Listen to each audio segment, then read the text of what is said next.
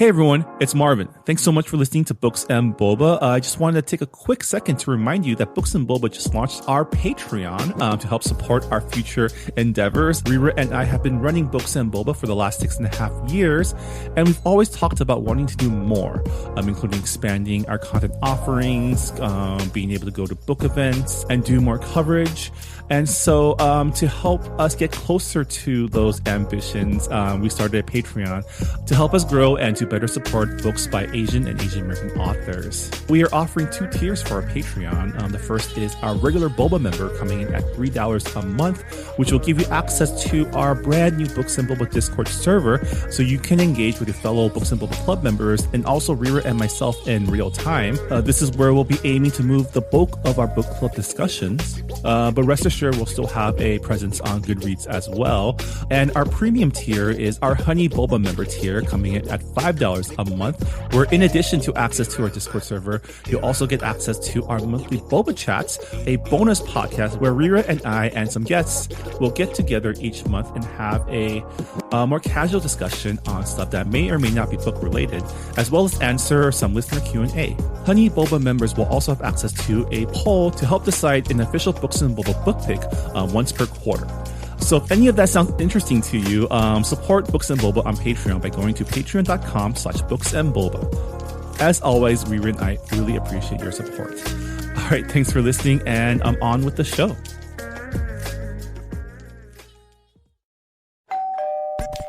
You're listening to Whoa! Potluck.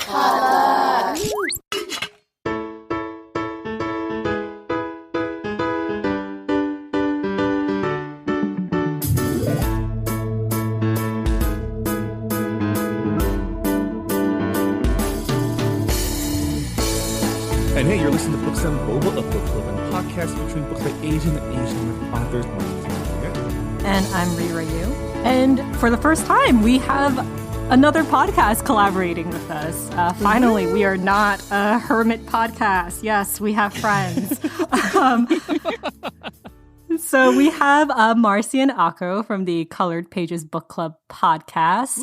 Say hi to our listeners, you guys. Hi, everybody. Y'all can't see me, but I'm waving. How y'all doing? Hey, colorful people. What's up? So they are way more entertaining than us in terms of discussing books. I listened to, because you guys have read a lot of the same books we have in the past.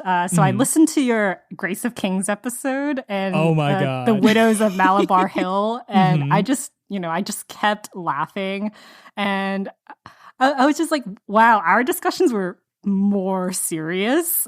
But you guys made it so much like I was cackling. You guys made it so much more fun.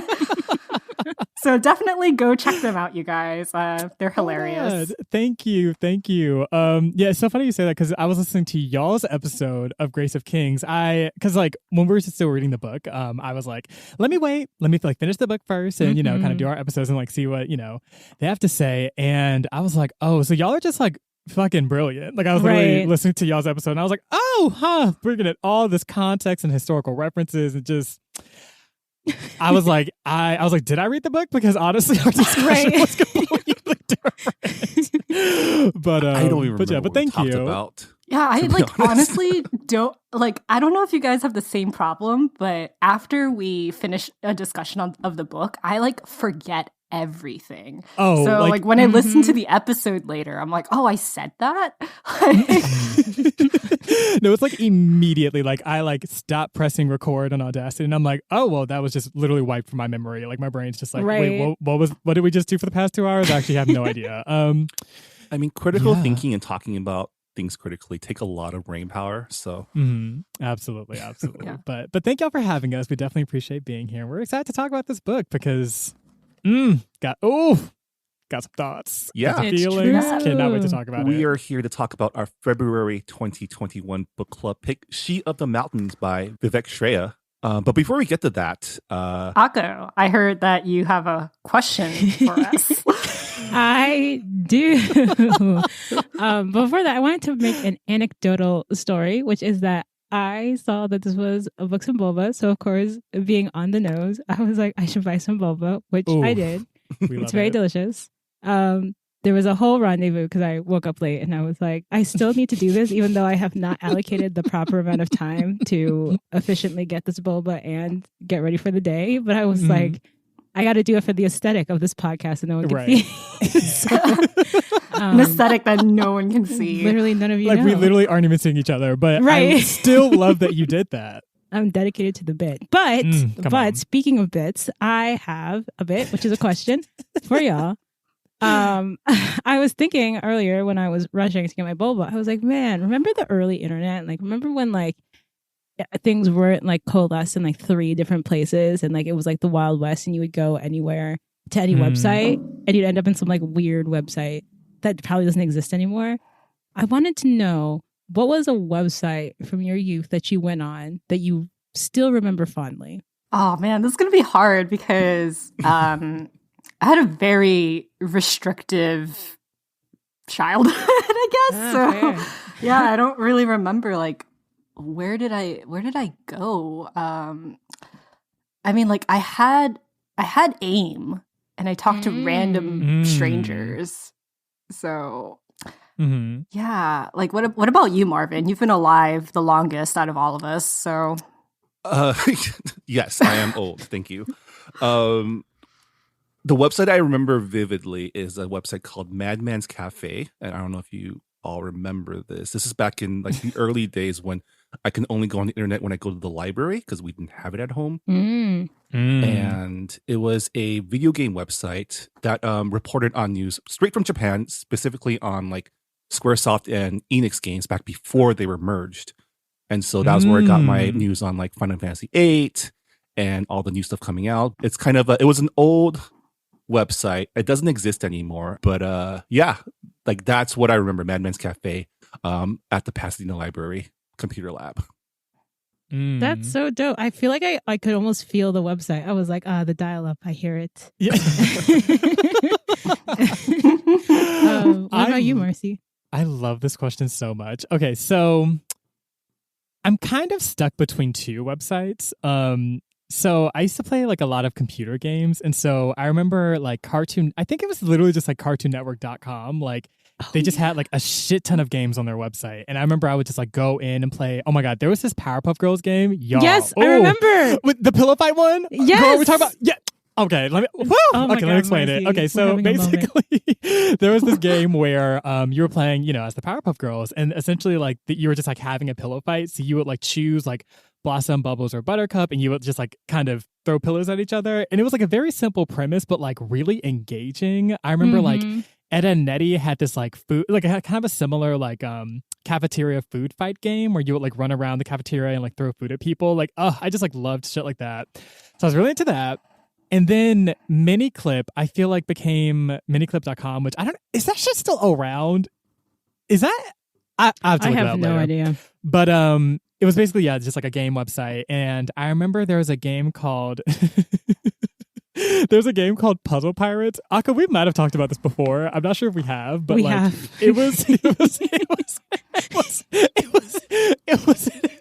was an MMORPG, I guess you could call it, where essentially like you would make like a pirate character and like essentially your goal was to just like get money and I guess just like gain resources essentially and like create crews and go out to sea and like pillage and like all this other shit. And I lost my goddamn mind. I remember there was a summer where I would wake up and I have a twin brother and like he and I would get together, wake up at the same time. Like I would literally wake him up and then we would just play Puzzle Pirates like the whole day.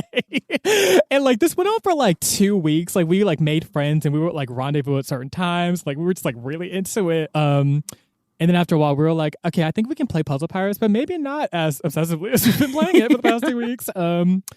But yeah, so Puzzle Pirates is my shit. I don't even know if that's still around, but yeah. Also, I'm sorry. Can I cuss on this show? Oh yeah. Like, okay, cool. Okay. I curse so much. Okay, so, I just wanted to double check. But yeah, what about you, Ako? First of all, thank you for bringing up like every cartoon channel used to have its website with like different games. I remember that when you said that, like my heart like went back in time and I like felt warm. But Also, I literally say cuss because it reminds me of the South and makes me happy. Okay. People are like, is this just a love fest, Ako?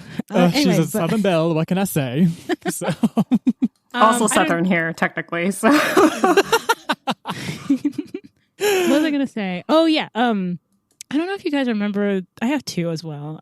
Here we go. But if you guys remember Homestar Runner, I used to love Homestar Runner. Oh, my God. And it was so like, I don't know who made this website, but it was like, I don't even know who Homestar is. Like, I don't even know.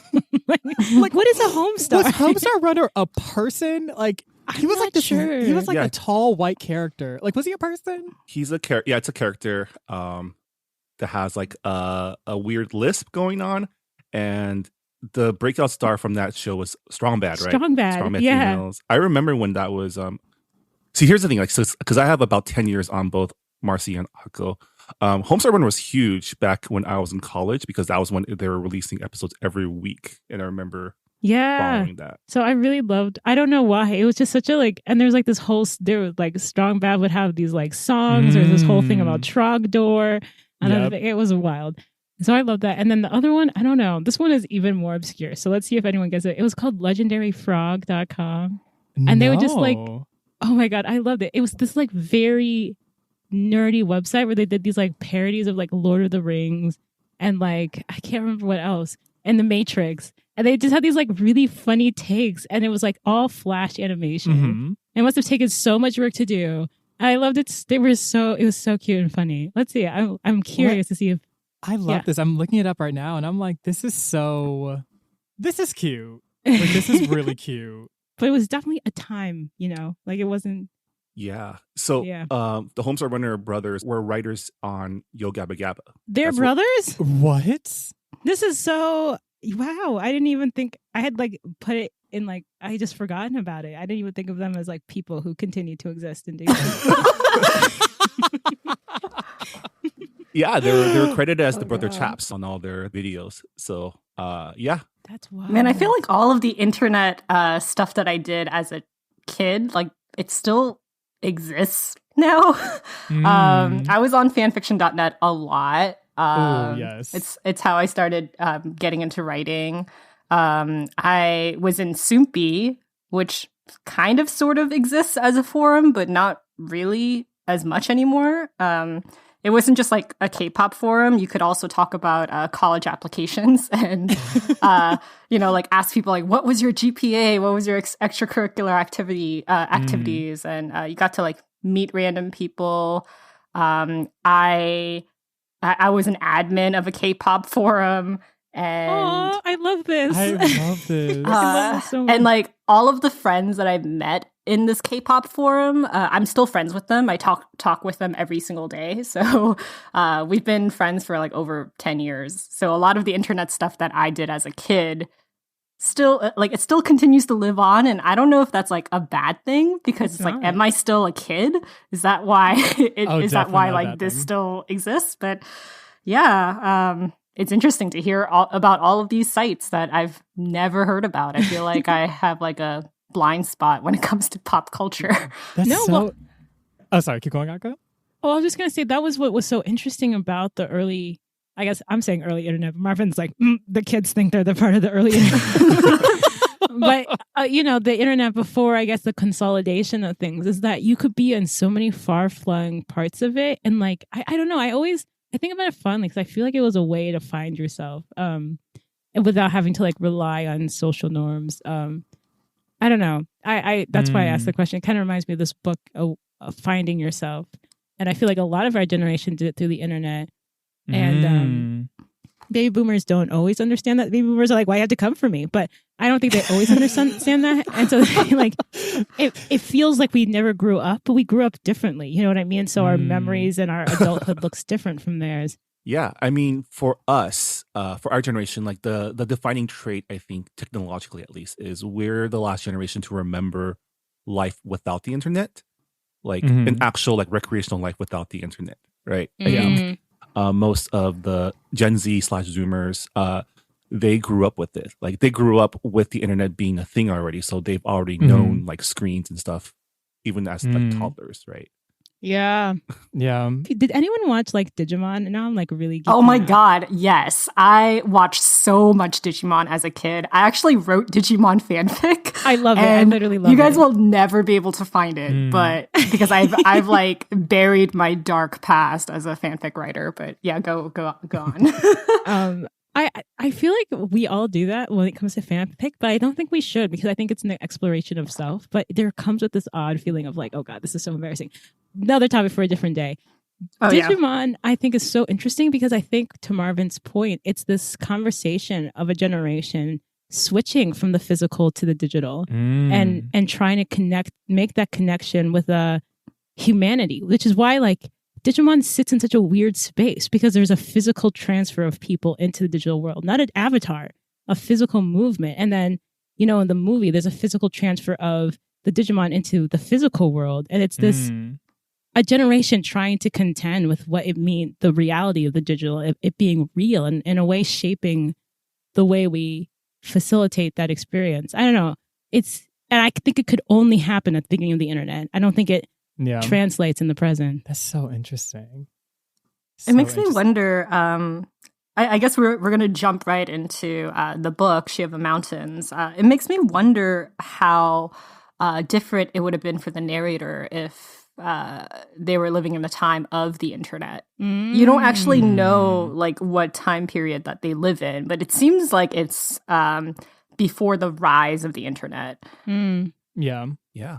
Well, with that said, I think it's time to jump into our book club discussion. Sorry, super quick. I'm so sorry. But this whole conversation had me thinking about this like visual novel that I played recently. I just want to like throw that in. Oh yeah, go right ahead.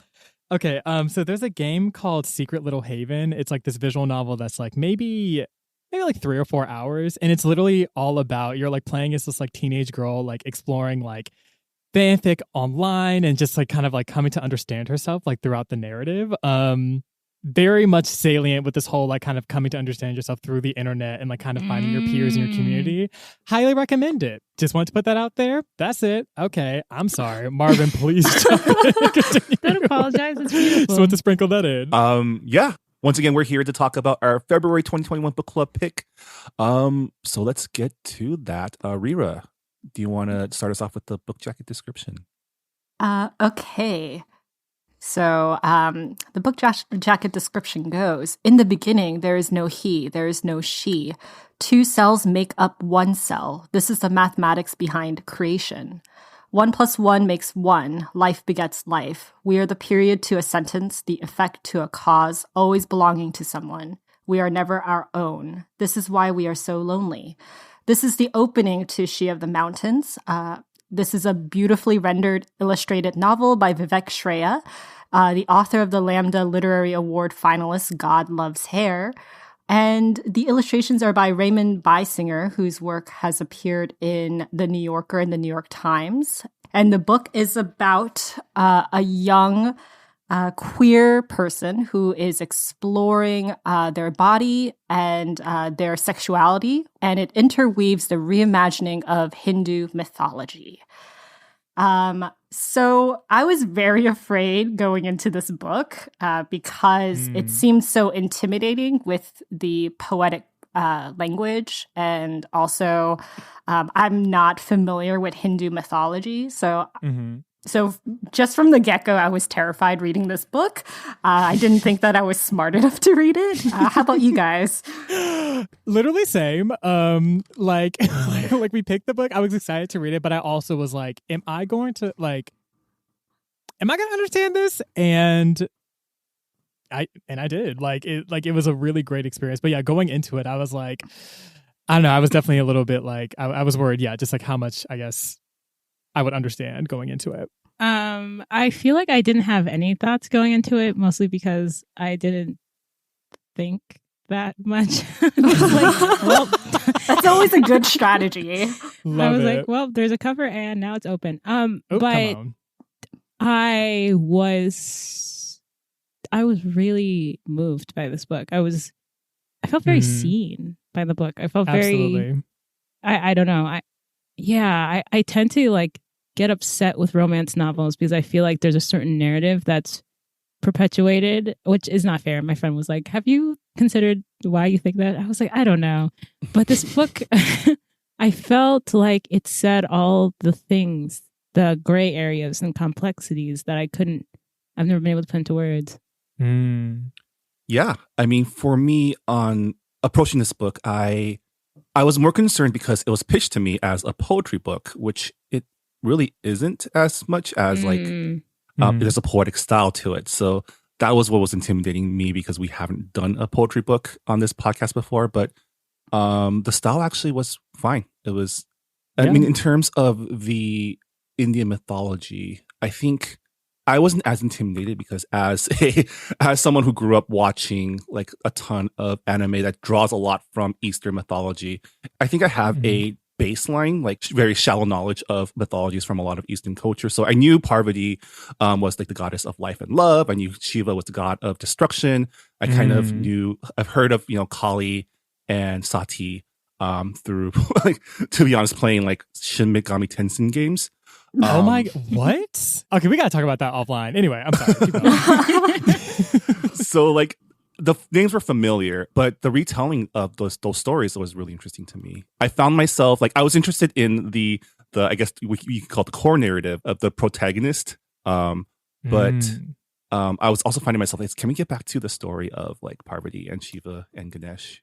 I like in an interview with Plentitude magazine, Vivek said, Hinduism is a queer person's playground. Hindu gods were my first queer role models. And you can clearly see that in this book because like there's a lot of stories about like embodiment, like how the gods got the form that they are in with Ganesh and with Kali. And just like in terms of like death and regeneration. And I thought that was like a really clever way to interweave the core narrative, like you said, Marvin, because it's about like a queer person who doesn't feel like they know themselves in their own body. In fact, like they hate their own body. So they go through this transformation, and as you're reading the book, it's like separated with the Hindu mythology. So I thought that was a really clever way to like tie the themes together. I just wish I knew more about Hindu mythology because I heard that Vivek subverts a lot of the patriarchal, like the patriarchy stuff. I sound so intellectual right now. But like, there's a lot of patriarchy in terms of the depiction of Parvati. And of course, since I don't know anything about Hindu mythology, I didn't really see that subversion. So I think I also don't know as much as I would like about Hindu mythology, but I think I was I wanted to say I listened to it, so the poetry of it was super engrossing, and so it almost felt like I was like as when it started, when like at the beginning there was one, I was like, whoa, and then it just kept going, and it almost felt like I was like, let's just go with it, let's just feel through it. So when the mythology, I also love mythology. So when the mythology came in, I was like, I get the feeling I'm not getting the original. I get the feeling that this would make more sense if I knew more. But I was like, but for what it is, if I move with it, it feels really good. And it feels really interesting. And I'm captivated. And I felt that way about the whole thing. So I agree. I didn't know as much as I wish I did. But the way the story's written, it's almost like, I don't know if you need to. Yeah, I don't think you need to either. I think it just enriches your I agree. Understanding of like the themes and appreciate like the structure of it. Because the structure of this book is really unique. It's very experimental. This is an illustrated novel. So it's interesting that you read the story through an audiobook. Because it's like of a poetic nature. What did you guys think about the illustrations? I'm not sure if I had many thoughts around them. I'm sure kind of similar to you. I don't necessarily have as much of, I guess, the background understanding of like Hindu mythology. So I was like looking at the pictures and I was like, I feel like this means a lot. I feel like this means so much, but I like don't have the prerequisite knowledge for this to fully track. I remember there was an illustration in, I guess I don't want to call it the main story because I guess they were both kind of happening concurrently, but like in the, I guess, more romantic story, when the main character was kind of like exploring like having sex with like men and all of that, there was an illustration of like two dicks like kind of crossing together, like making like an X, and I was like, how fun. But like aside from that, I'm like these I like this, but I feel like I didn't really understand it, but that one I did anyway. What did y'all think? Same. I split my time between the audiobook and the Kindle version, which I read on my iPad so I can see the illustrations in all its glory. And at first, I was trying to analyze the pictures, like what is this trying to say to me, like an art critic. But then at some point, I was like, I'm just not smart enough to really give my input here. I mean, that's exactly how I felt as well. I mean, like when I go to museums too, I'm like, this is a nice painting, but I don't know what it means. Yeah. So, besides the penis one, which is like pretty, like not subtle. It's like very clear. I did really like the one with the circle. with like Ganesh going around. His parents. Yeah. Because when I listened to it, I got that he circled them, and I was like, okay, that's cute. But then when I went back, I was like, yeah, okay, that's fun. But then I went back and I looked at it, and the concentric circles making a larger circle that kept going. It felt very non-linear.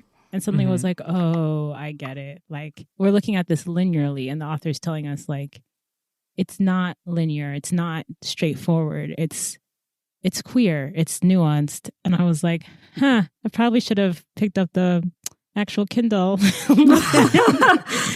earlier.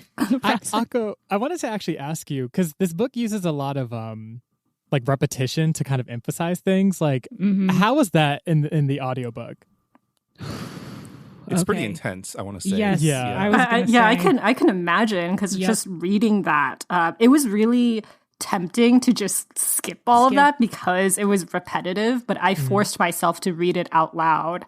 And, after like maybe the fifth line, because like "you're gay" shows up for like a page and a half. So it's like, by the fifth line, I was like, oh, this is getting really uncomfortable to say this out loud. And with the emphasis of the words, because it's some words are capitalized. There's an emphasis on "your" or "gay." So just reading in that cadence was just like, I feel like I'm like whipping myself, and I'm not even like a queer person. Like, imagine if you're like reading this out loud and you're a queer person. So I'm guessing, did Vivek do the narration for this book? She did. Yeah, she did. It was like, it's exactly to your point. First of all, I didn't know it was coming. So I was like working on my computer, and then it happened. And I actually got bullied as a kid with repetitious language. And so I actually had to text Marci and be like, not in my body. This is wild. And so it really hurt. It hurt. And I felt the pain. I felt the confusion. I felt the unclarity. I felt the trapped feeling. And it forced you to be in that space with the protagonist, that painful place, that confusion, and to listen to her speak about the experience. You're there. You understand when because the protagonist is like trying to like make themselves legible in the world. They're trying to piece. It's almost like they're in a room that's full of fog, and they're pulling out reality slowly. The pictures, when you listen to it, you feel you're in the protagonist's shoes. You feel the lack of clarity suddenly becoming clear, and then the clarity is something ugly. It's something awful. So I had a hard time reading it, and I loved it because it felt so honest. Yeah. Also, I just realized I totally answered for you, Ako, so I apologize for that. Oh, you're good. You're good. Yeah, I mean, so I'm a cishet guy, so books are a way for me to put myself in other people's shoes, and I think that's what the story did really well is, give me a glimpse of what it's like, because I don't know what it's like to question my sexuality and, identity maybe, but not sexuality. And like, I think this story was just so vividly like you're in the protagonist's mind and their struggles with what exactly does gay mean. And I found it really interesting that the "you're gay" repetition appears again later on, but in an entirely different context, right? And the way that it's portrayed in the audiobook, Vivek, she gives each repetition a different inflection, which adds like a different layer, and you just feel the pain in each different type of way "you're gay" is spoken. I think this is one of the times where I think the audiobook was probably better than the written version, because you get to hear like that pain in her voice. Yeah, that's wow. It's worth listening to. Yeah, I definitely I think I might go back and kind of see what that was like. Would you say that, because I know that like when just on a, not even necessarily about something particularly traumatic, but like when you just repeat something over and over, it stops like making sense. Like if I say the same word like 10 times, like it stops. I'm like, am I even saying this right? Like, did y'all experience that at all? Or was it like you still felt what it meant every time, given like how she inflected and sort of said it? You feel it. Yeah, you feel it. But it's like the repetition makes the feeling so much you get it. Like, "you're gay," the word itself shouldn't have any real, like you're saying, it should become nonsensical after a while, right? Like it's like when you say soap a bunch of times and you're like, soap. You're like, what am I even saying? What the fuck is soap? But the inflection and possibly the context, and you hear in her voice the experience of it, it makes it so that at the end, the feeling almost overshadows the word. You're very sure that "you're gay" is a slur by the end of it, more than you're sure of even the letters that make up the word "gay." Okay. You know, I might be pulling my own experiences into this, but Marci, I feel like I'm not giving you enough space as a queer person to talk about how this book made you feel. Not that you have to, but I want to give you space. Oh, well, thank you. Look at allyship. Thank you. I love you. Love you too, boo. But I have a lot of thoughts that we can certainly get into, but I think especially with the "you're gay" piece and kind of just that initial arc and the character's journey, it was really interesting how, like, there was a line where I can't find the quote, but basically it was like "you're gay" was like had nothing to do with like sexuality and everything to do with just like social policing and like gender performance. And those... I have the quote, by the way, if you want me to read it out loud. Please do. Okay, so it occurred to him that the gays and the straights had more in common than he had considered before. Just like the straights, the gays were intent on preserving a uniform singular version of themselves. In this case, their gayness. They hadn't been saying "you're gay, you're gay." They were actually saying "our way, our way."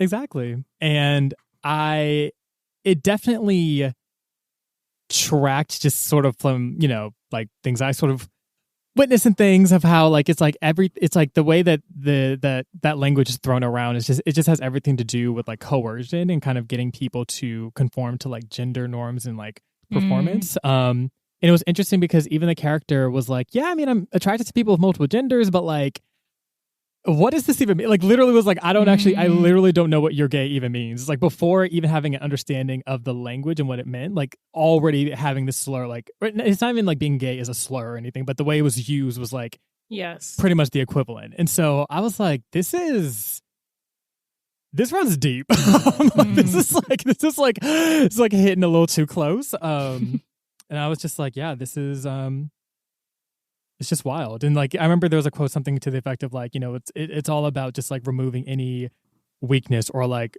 girl from inside of this character. And I was like, yep, that tracks. So yeah.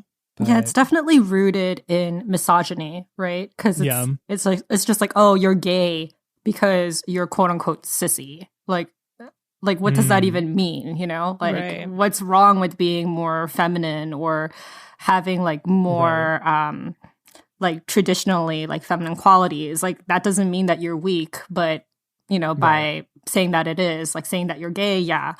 I really did like how language was used in this book, right? Because with the repetition, you think that it will lose meaning, but instead it like increases the pain. And I like how in the quote that I said before, you see language being policed by both sides, by the straight community and also by the queer community, and I found it so ironic that a lot of people in the LGBTQ community, they suffer from language policing, but they then enforce that policing into their own community, right? And I as a cis het person, that was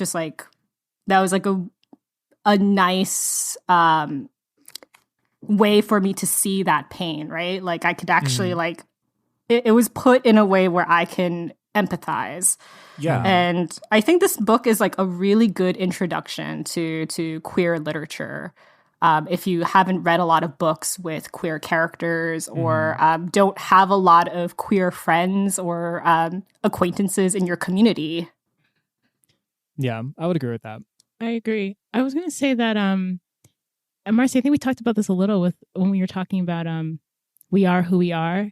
And the need, it's interesting this book pulls from Hinduism and it goes outside of the American narrative and to the POC or, an immigrant narrative, because there is something about America that requires classification. There's something that requires very stringent definitions of things in a way that hasn't always existed before and possibly we're trying to get away from now.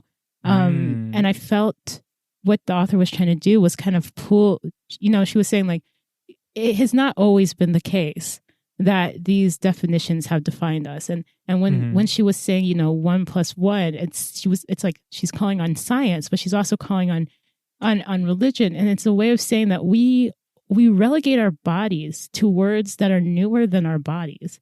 To a science that's newer okay, I need to sit down. I'm already seated. Okay, keep going. I was so moved by this book, y'all. But and I could feel her trying to tell us that, in this way that's like, why must we limit ourselves when we are we've been around for so much longer? Sanskrit is one of the oldest languages. You know what I mean? Like, we have defined ourselves so many ways before. And I think when I was reading it, I'm cis and heteronormative, though I don't know how much I identify with straight culture, but that's neither here nor there. But I was like, when I read this, I was like, we must all look at ourselves. We must all force ourselves to remove ourselves from these like narratives and ask ourselves, we're so much farther and so much more beyond that.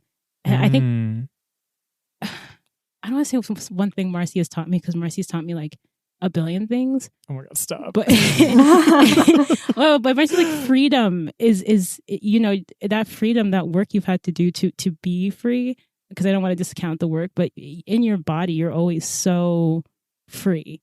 And I think straight people, we think it's similar to whiteness, where whiteness thinks it's the most free, but in ways we're the most trapped. And we have to, this book, if you would allow it to, isn't just a mirror for queer people to see themselves. Although if you are queer and you do read this, I think you will see yourself, and that's really beautiful. But all of us have to, we tend to say like, oh, we're looking at someone else's experience, but the humanity here is all of us. So can we not internalize it and say, how does this make me review myself?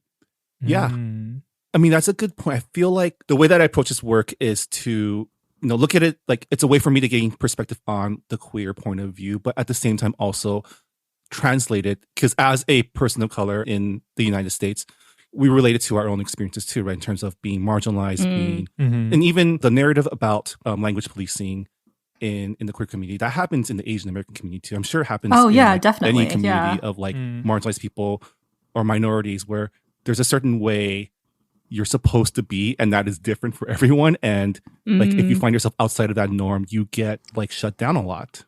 Right. Even in activist communities too, right? We see that happening all the time, like purity politics, things like that. It invokes that, those feelings, right? Yeah. Yeah, I agree. Yeah, you can't remove color from other parts of your identity. It's definitely going to impact the way you navigate in the world. And I really like that Vivek didn't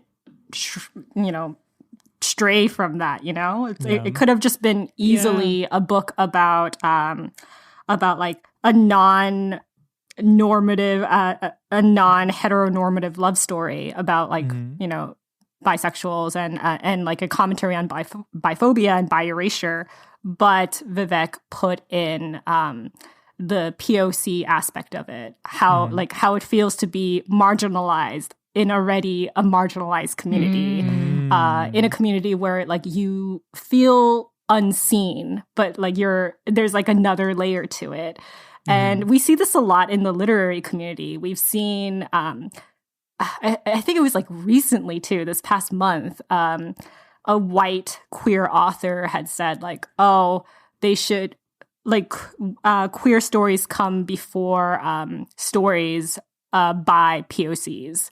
And what? Yeah, wait, yeah, it was like one of those days when I hadn't logged onto book Twitter in a really long time, and then that was confused. Like, and everyone was just like subtweeting, and I'm like, who said this? I still don't know who said it because it's book Twitter.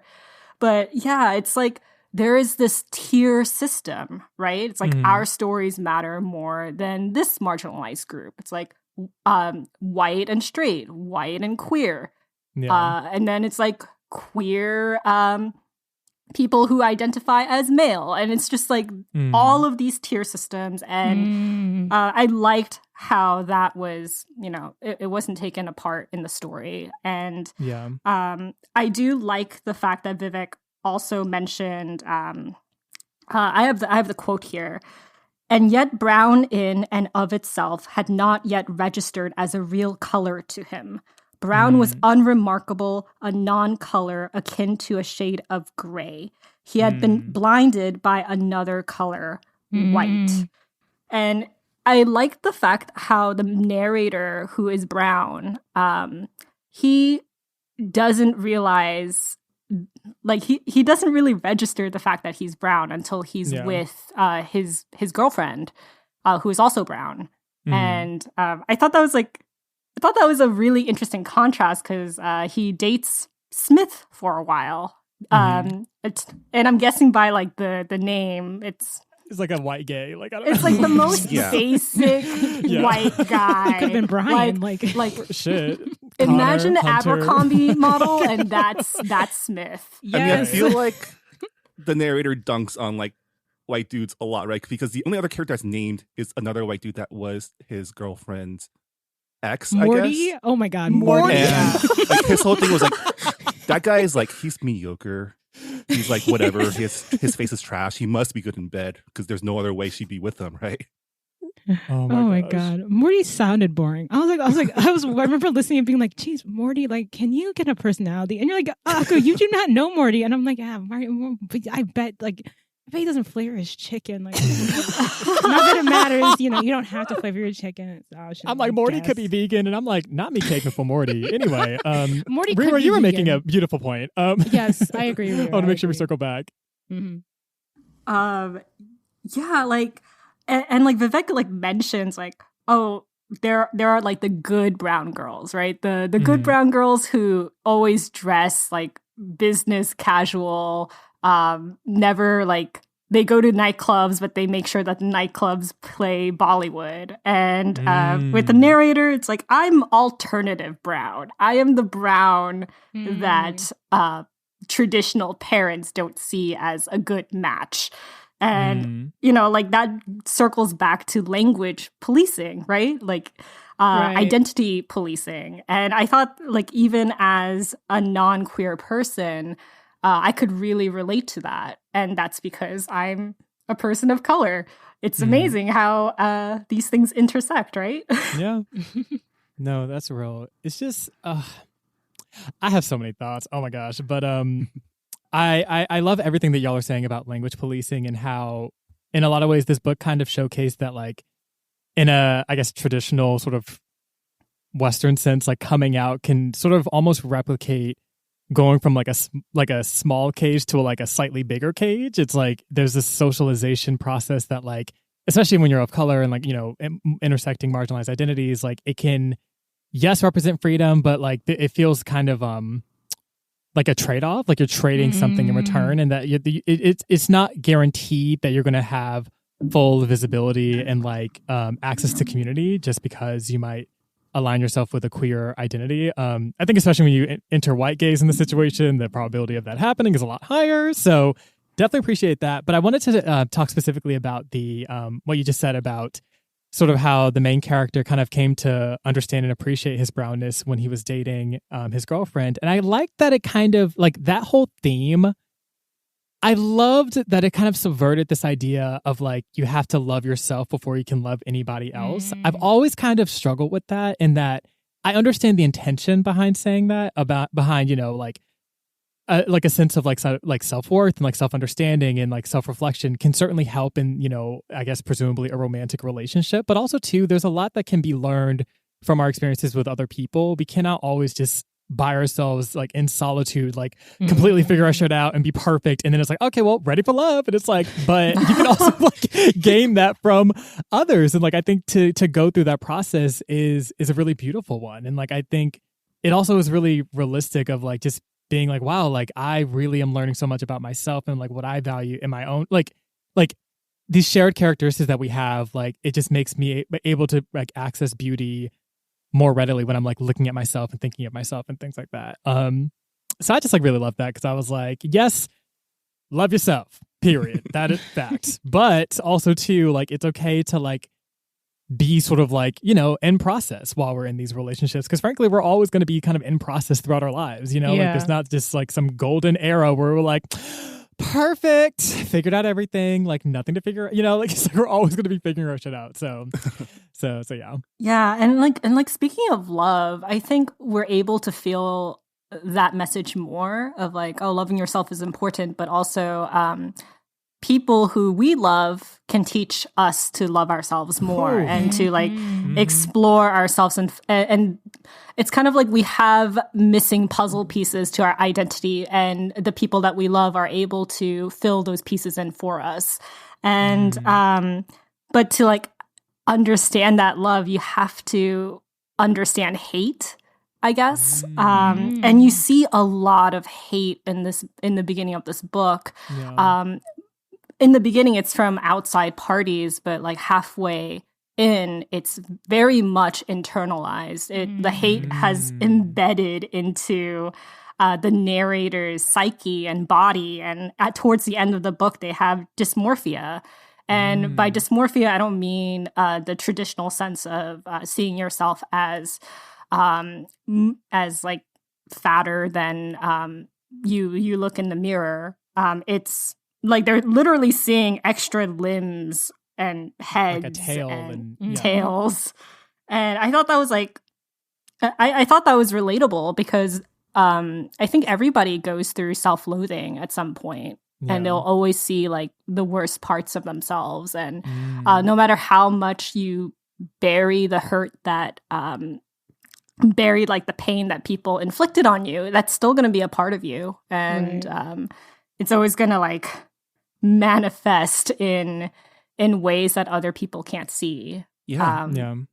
You know, it's interesting because the narrator has, the community is teaching him to hate himself at the beginning of the book.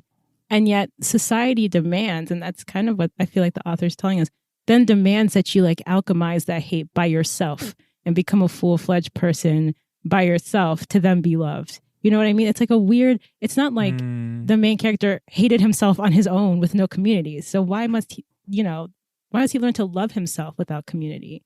And I think we do that in the real world too. They're like, well, just get over it. Like, well, you know, just forget about those bullies. Just like move on, as if it wasn't a powerful social thing, you know, that seeded that inside of you. And then humans are such social creatures. So to ask, you know, like we find ourselves in the eyes of other people. We're not singular. I remember when I was traveling, this is like a weird story that I tell sometimes. You know, Black girl traveling, so weird stuff happens. Love it. But so sometimes, you know, I was not the gender people assigned me. I was not the race people assigned me. I was not alive. Some people thought I was not alive. And it's interesting because I was transient, you know, none of those things stuck. but where you're not transient, where you're still there for your whole life. The way people see you becomes you, which is why they leave. The protagonist and his girlfriend. I can't remember her name. That's why they leave. There's no name. Yeah, they're all unnamed. Interesting. Yeah, they don't. I didn't notice. That's what happens when you don't read. Okay, I'm sorry. But yeah, so I don't know. Like, I think about it, and I bet all of us have moments where we've gone somewhere else, and that's maybe lessened some of the internalized feelings that we've had. Or maybe you're like, no, actually, I've been fine this whole time. Actually.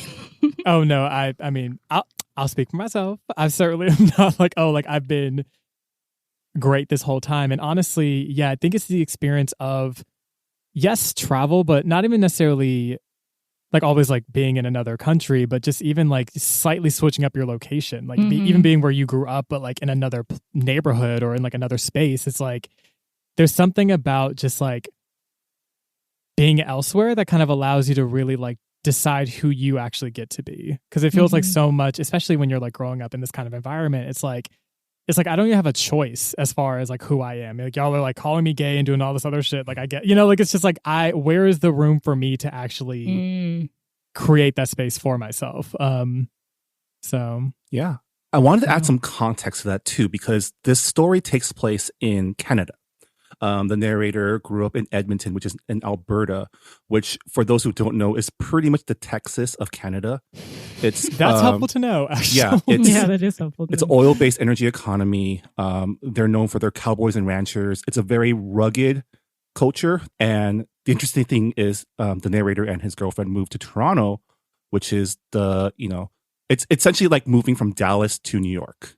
That's kind of the parallel there. That's your fun Canadian fact from your resident Canadian. Canadian, yeah. Wait, Marvin, you're Canadian? I had no idea. I am. Technically on paper. Technically Canadian. Look at you, go off. I did like pop off. Shit. I mean, thank you for telling us that it's like Texas of Canada, because when I was reading the book, I was like, where's Edmonton? So I Google mapped it, and I was like, this is in the middle of nowhere. Like, people it's so far up north of Canada, and I'm like, dang, it must be cold. People actually live here? Like, how? Hey, now you're being disparaging all Canadians. It's not that bad. But yeah, Edmonton is a little bit north of Calgary. And Calgary I have a lot of friends in Calgary. I used to go there for their Stampede, which is their annual rodeo. Very Texas, yeah.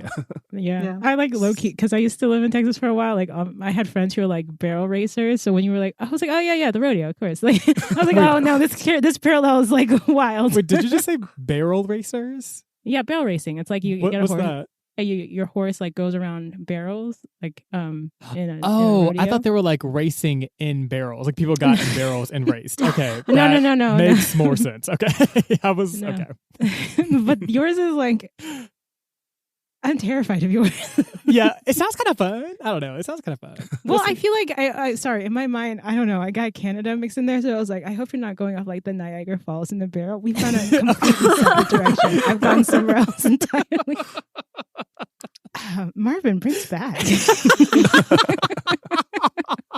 Yeah, going back to talking about the fact that there are no character names. Rira, I was curious what you thought about, because I know you're very particular about prose and style. What did you think about the way this book was written? I think it was very, very clever, because it's gonna hit differently for depending on like the reader's experience, right? For me, as like a cis het person, having like an unnamed narrator, it's like I'm kind of seeing the world through that narrator, right? But for queer people who are reading this book, it's like they're reading their own experience. So by having an unnamed protagonist, you're giving, I don't want to say like equal footing, but I guess like it makes it more I'm losing like my.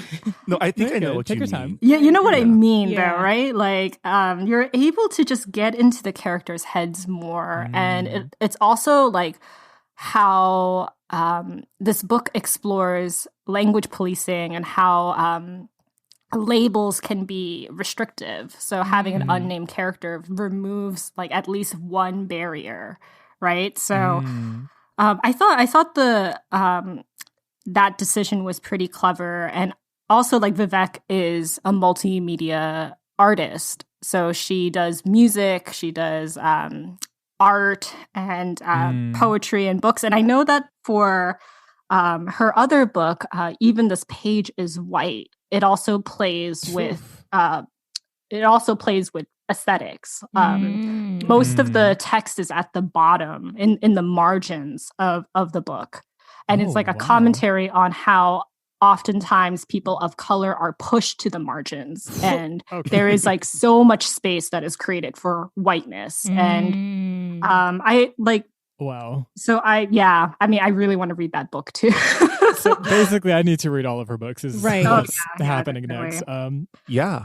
So I didn't know she was a singer-songwriter until the end when I read the bio, but it made sense because, I mean, the narrative parts of this, like the non-mythology parts, do kind of read like a song, right? And you kind of approach it like music, where you know how when you listen to music, there's no main character, right? There are no proper nouns in a lot of songs. For the most part, they're there for the listener to interpret, right? And that's why people relate to, Taylor Swift songs or whatever.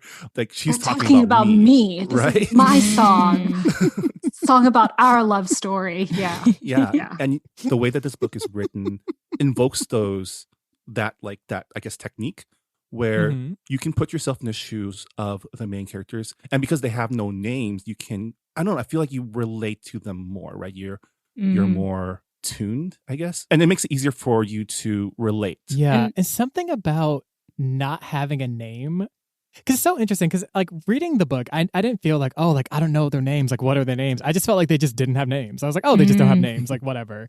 And something about that is just really freeing, I think, especially when you consider that, like, for a lot of us, the names that we use are names that we did not ourselves choose. They just kind of were given to us. Something about just like not having one just feels like, oh, you can just truly be whoever. There's like a freedom there that like I didn't even recognize until reading it. And interestingly too, I think about kind of what we were talking about earlier with like brownness and everything, having like kind of a default character or like series of characters like be brown and kind of like explore what it means to, sort of like navigate language policing, all these different things. It just was such a great normalizing technique that was like, oh, like, okay, like we're literally not centering whiteness here. Like that's actually not happening. Right.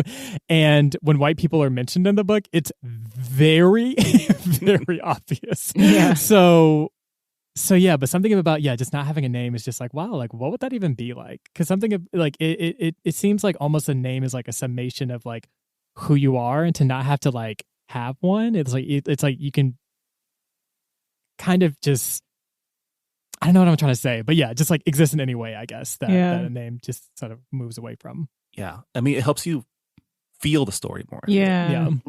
There's no separation between you and the protagonist. Because in actuality, like when you're living your life, I don't like go around, I'm like, Ako. Well, sometimes I do. But I'm not like, Ako is walking.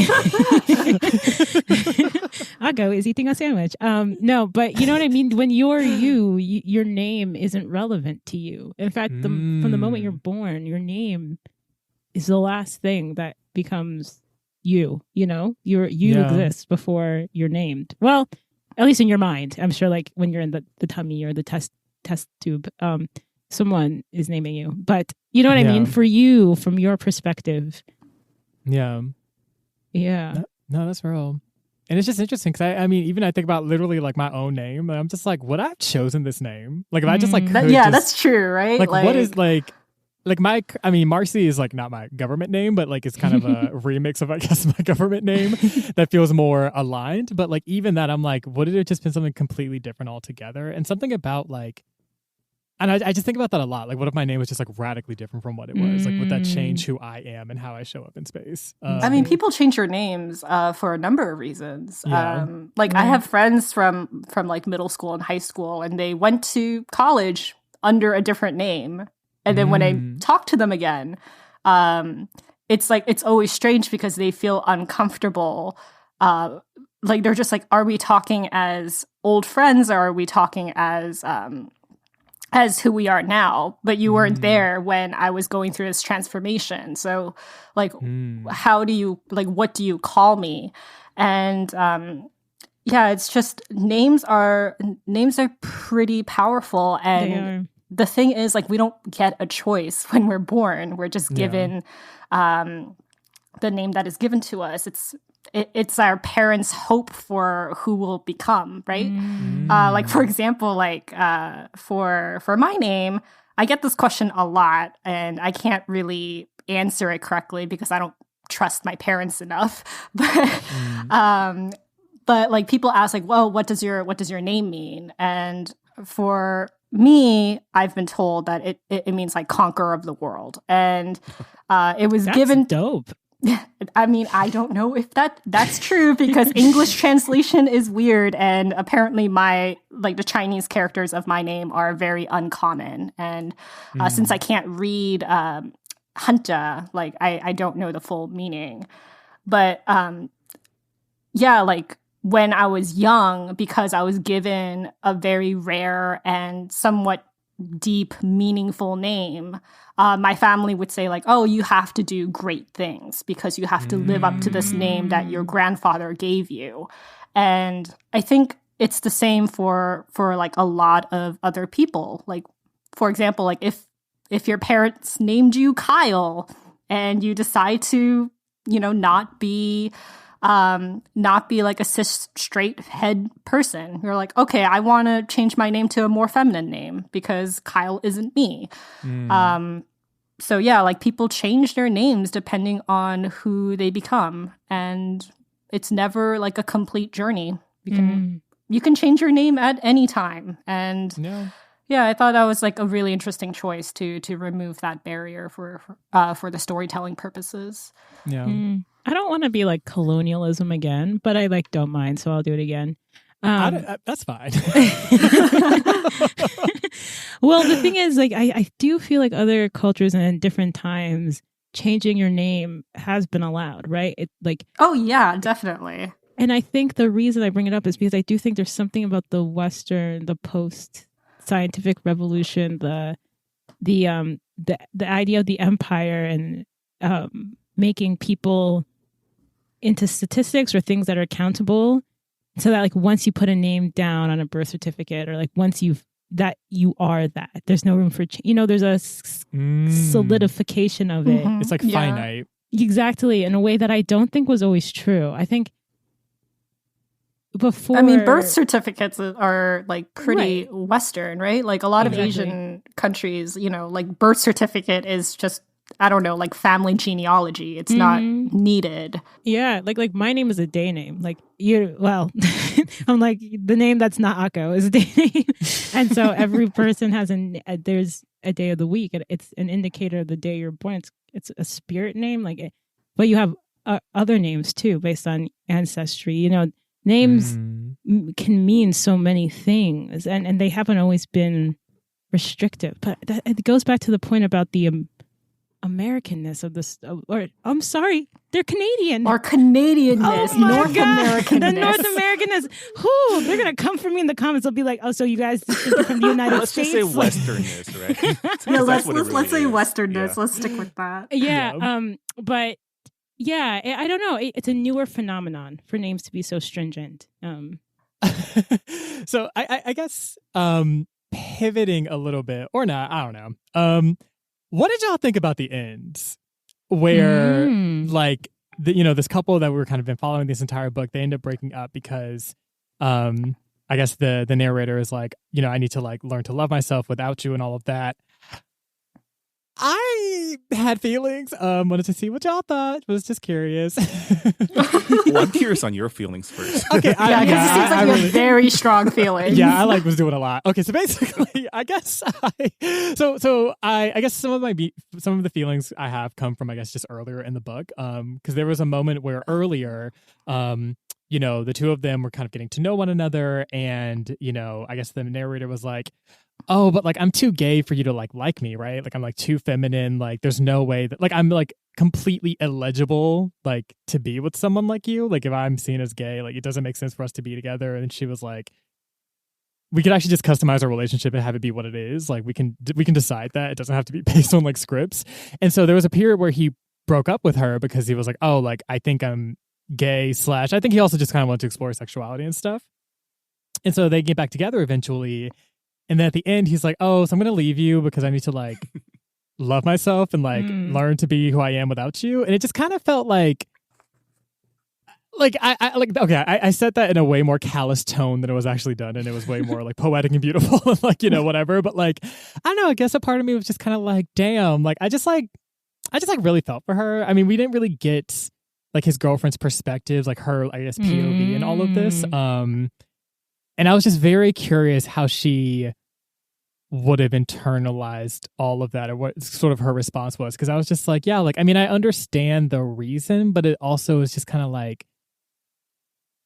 did this relationship have to be severed? And they did say, granted, at the end of the book, like, like they're still kind of talking, like, it's not a complete end, but it just feels kind of like, I don't know, it just seems like there are different moments where like the narrator's like, I must do something for me, and then like ends the relationship, and then she like they like get back together once he's like ready to like be with her again, and something about that just didn't feel great. What did y'all think? Because I'm not sure if that's kind of something I was thinking about. I was just curious what your thoughts were. Before we get into our thoughts, I do have like a little bit of context. So this book is very much largely based on Vivek's life. She was in a 10-year relationship with a cis het straight woman. So and like a couple, and I think like maybe like 2 years after this book published, she came out as trans.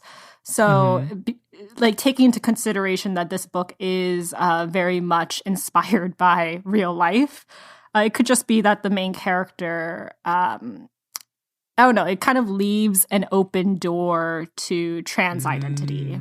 So it could be like that was the purpose of the ending. I am not sure. I don't want to assume. But yeah, that's some context to why that breakup could have been written that way. Got you. Okay. And I would say like the book also wasn't super sympathetic to the narrator. Like I think they're very upfront about how like what they're doing is probably kind of shitty to this other person who has like given nothing but patience throughout the entire narrative. I got the same feelings. Like I was bummed that they broke up, but at the same time, if the narrator had kept going their trajectory, especially during that third chapter where they're experiencing that like body dysmorphia and like this uncomfortableness, like that relationship would have gotten toxic sooner or later. I think that's true.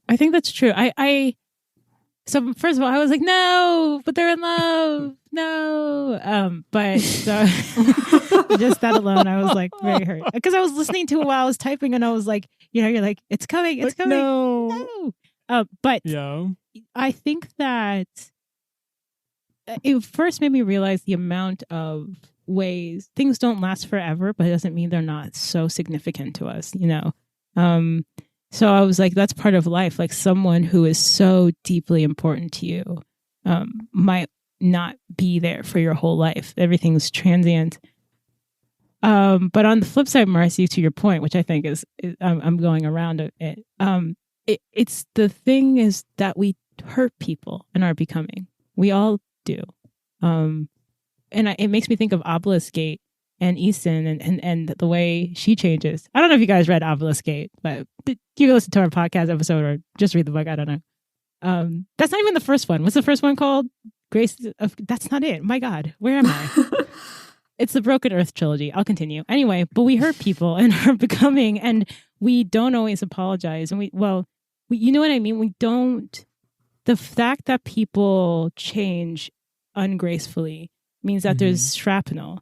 I've been on the other side of other people's shrapnel. They're becoming shrapnel, and it hurts. And it affects your becoming. You know, it's like two molecules hitting each other. But it's not good or bad. There's no judgment on it. Well, there's no objective judgment on it. Subjectively, right? Like, the protagonist has their perspective on it, and the woman, like you're saying, we don't know hers, but she has hers, and it would be interesting to hear it. Yeah. But I don't think you get out of life or loving or knowing people or becoming without affecting other people, and the byproduct of that is pain that has to be worked through. Yeah. Or I'm wrong, you know. No, not at all. That was beautifully said. I was just, you know, like processing it. That's why I was quiet for a second. Yeah. And again, like this book is written as like a lyrical piece, right? So I think interpretations are welcome of all sorts, because like we all interpret it a little differently based on our life experiences. And I think all of those interpretations are valid, because I think that's the reason why Vivek wrote it the way that she did, right? Yeah.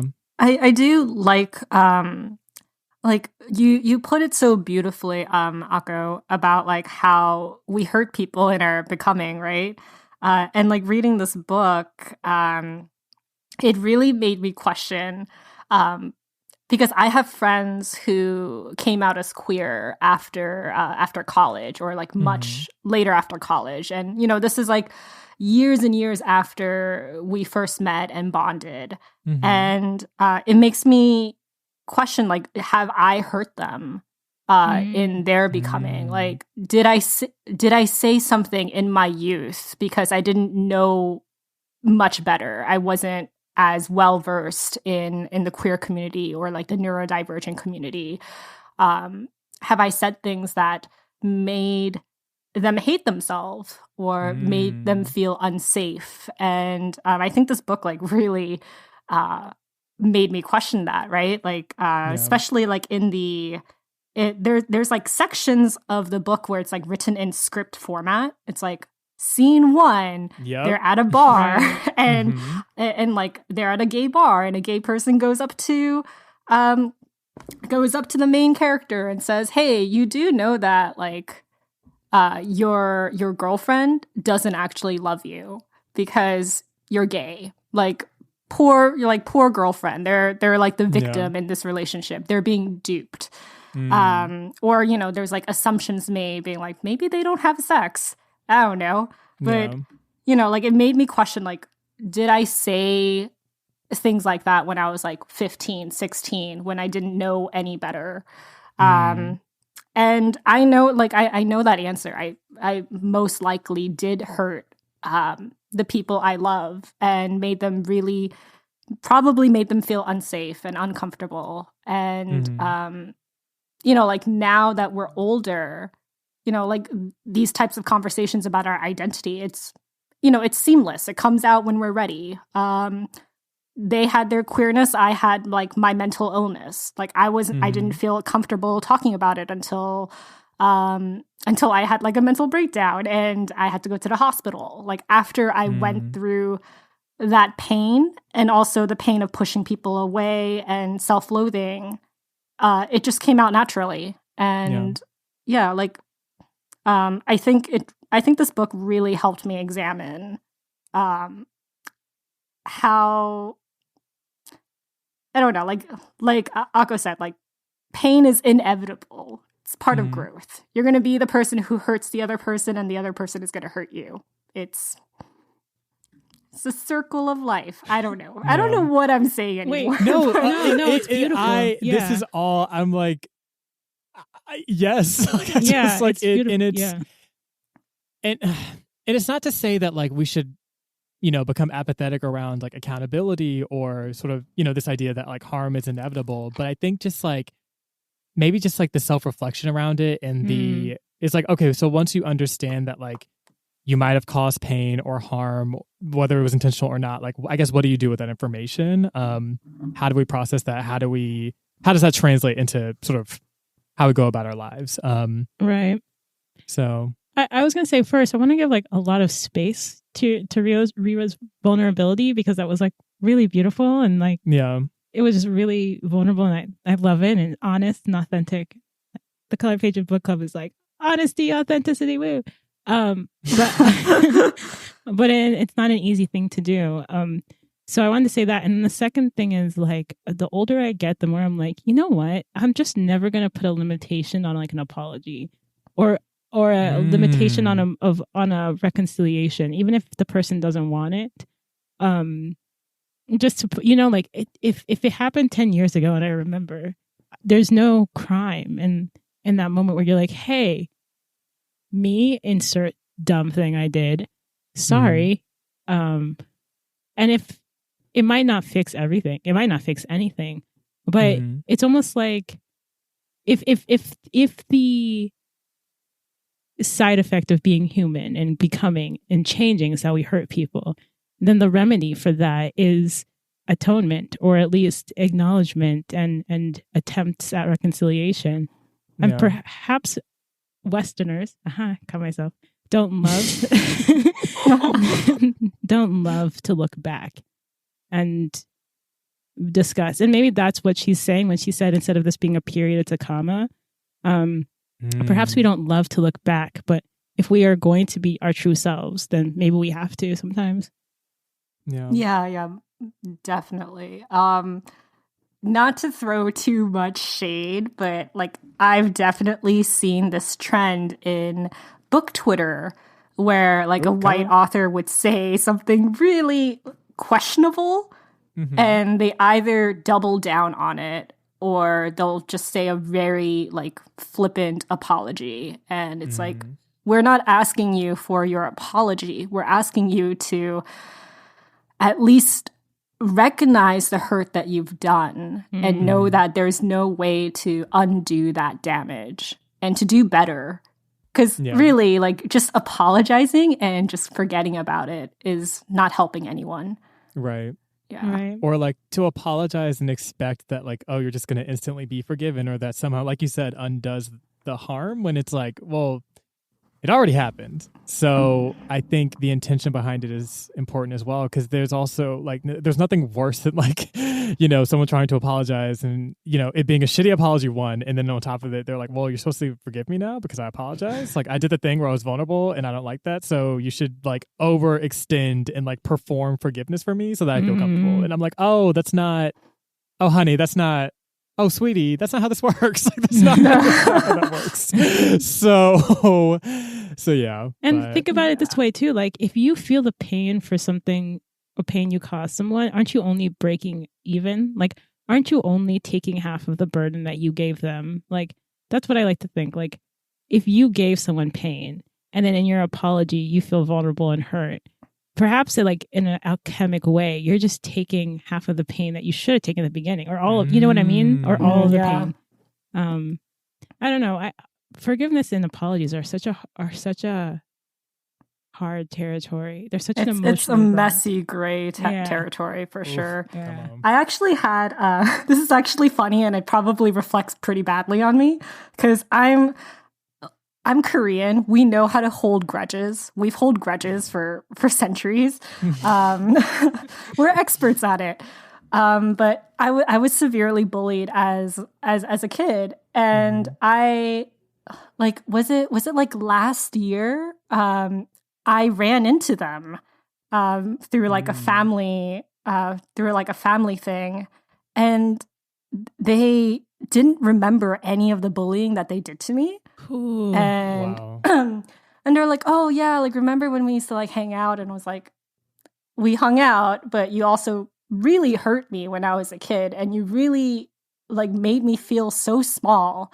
And it took me a lot of growth to say that to them. And they were just like, I didn't know. Well, I'm sorry. And that was like the end of it.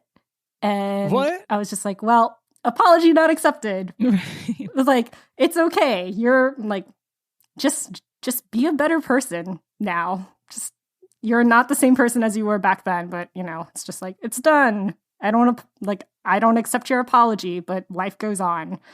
So yeah, that's the pain. I feel what you're saying right now. Like that's the pain, and then the journey of having to figure that out, like how you feel after someone has not reconciled in a way that is fulfilling is also like its own journey. Yeah. Being small an adult book, is hard. Small book, but a lot of powerful messages and a lot of exploration. Yeah. Let's start wrapping up our discussion. Is there anything else you guys want to talk about? I wanted to make one point. I think we kind of touched on it earlier, but when the author says that whiteness fills up everything, and the way they talked about it felt really resonant in the sense that like there's no space for us. There's no everything. White movies, white. It was like white friends, white doctors, white. It was just like that repetition, and that same repetition made me feel like, yeah, that's what it is. Like there's no space, not because whiteness is empty, and that's what we kind of see it as. Like, oh, everyone, like in the movie, it's like the white guy, everyone can relate to them. No, it's that it's filled with whiteness. It's filled with repetition. It's filled. That space is filled. It's not empty, and that paradigm shift was like really interesting to me. Yeah, definitely. That repetition of like white friend, white teacher, white blah blah blah blah. Yeah. In like the written form, all of it is just there's no spaces. Yeah. Yeah. So it's like white friend, but there's no like space in between white and friend. Everything runs together and it fills up as much space as possible. Yeah. So that's one of the things in this story and in like these types of narratives that I have to experience vicariously through the narrative, because I think I've mentioned this on this podcast before. I grew up in an enclave. Like I grew up in the San Gabriel Valley. My high school was like only 10% white. So I grew up amongst other Asians and Latinx people. I didn't really feel like a minority until I moved to the East Coast for a few years. So this idea of being surrounded by only white things didn't apply to me until I was like in my late 20s. So that's where I come from. But I mean, reading this book and it being written in such a lyrical way, I was able to feel that tension from the page. Definitely. Agreed. Cool. Well, I think that is a good place to call it. Thank you so much, Marci and Ako, for spending the last, oh my God, so much time has passed. Thank you for taking up. Thank you for taking the time to talk with us. We are a hermit podcast, and especially during this time of self-isolation. I have not seen Marvin since February of last year. Oof. So it's nice to have like more voices and to have I don't know. It's just nice to have friends. Come on, friends. Yes. Yeah. This is coming from our resident introvert, so this is a big step right here. I know. Ooh, we feel so loved. Yeah, and honestly, this was so well. This conversation was just like so beautiful, so seamless. I really enjoyed just being able to like share the space with you all and like really connect on this level. So thank y'all so much for having us on. Like this was everything. Yeah. And not just having us, for being open and like, like everyone, I feel like we all just like vibed. Oh my God. Am I a Zoomer? We just vibed. Period. Yeah. Oh my gosh. Yeah. So what did you all think of She of the Mountains? Let us know on our Goodreads forums. Let us know on Twitter, or let us just know wherever you can find us online. Ako, Marci, where can we find your podcast? Yeah. So you can go to our Twitter page, The Color Pages. No, at The Color Pages. No. Yes. Yes. Yes. Yes. Or the Instagram, These Colored Pages with an SE, or our website, thecoloredpages.com. And if you want to send us an email, it's thesecoloredpages.com. Wow, Marci should have done the outro because Ako has forgotten everything. But or our website, thesecoloredpages.com. Send us a Gmail. No, you're fine. I don't know. Listen to the Spotify. Yeah. A reminder for our next month's book club pick. Our we will be reading Girls of Paper and Fire by Natasha Inyan. I'm really looking forward to reading that. Marci and Ako, what are you guys reading for your podcast? Yeah, so right now we're actually reading Mexican Gothic by Silvia Moreno Garcia, which is kind of like a atmospheric horror novel set in Mexico in I think it's like in the 1950s, right? Yeah, you're right. Yeah, and so basically, it follows this this young woman named Noemi who basically is like has gone to this house to kind of like visit / save her cousin Catalina, and just like all hell breaks loose in the house. We'll just I'll just put a period on that and just not spoil the entire book. But we're talking about that. And yeah, it's a good time. It's a good time. So it is. Check us out. Yeah. Hey, Rira, we haven't read any horror, have we? No. That is by choice. That is by choice. I was like, because I read a lot of books. I'm such a wimp. Like I mean, after reading Confessions by Kanaya Minato, like after that first chapter, I was like, I can't go to sleep. No. It wasn't even that bad. So yeah, it's definitely on purpose. If you do want to read a horror novel for the podcast, Marvin, you probably have to recruit another host for that episode because I'm not reading. Like, no, thank you. I'm not doing that to myself. Well, all right. Well, Marci, this was so much fun. Yeah, thank you so much for joining us on this episode of Books and Boba. And yeah, we'll see you all next time. Bye, everyone. All right, keep reading. Bye. See y'all. Bye. Thanks for listening to Books and Boba. This podcast was hosted by Marvin Yue and Rira Yu and edited and produced by Marvin Yue. Follow the book club on Twitter and Instagram by going to @BooksandBoba and engage with us on Goodreads on our Goodreads group. You can also check out past episodes of the podcast by going to booksandboba.com and by subscribing to us on your favorite podcast app. Don't forget, you can support Books and Boba and Asian American authors by purchasing books at our bookshop.org account. Check out the link in our show notes and also at booksandboba.com. Books and Boba is a proud member of the Potluck Podcast Collective, a collective of Asian American hosted podcasts featuring unique voices and stories from the Asian diaspora. Learn more about the collective and check out our fellow Potluck shows by visiting the website podcastpotluck.com. Thanks for listening.